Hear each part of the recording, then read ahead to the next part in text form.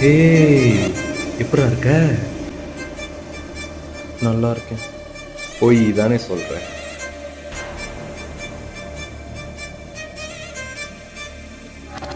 இந்த வேலை தேடிட்டு இருந்தியே, கிடைச்சா? இல்லை.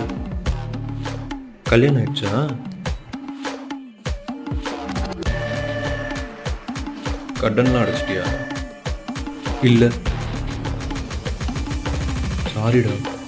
எதுக்கு? நீ அப்போவே சொன்ன, நல்லா படி, நல்லா ஹெல்த்தை பார்த்துக்கோ, நல்லா சாப்பிடு, நல்லா ட்ரெஸ்ஸிங் பண்ணுன்னு. நான் தான் கேட்கல. பரவாயில்ல, போ. டேய், நீ எனக்கு சொன்ன மாதிரி நான் இதையும் என் ஃபியூச்சருக்கு சொல்லணுமாடா? தேவைப்படாது.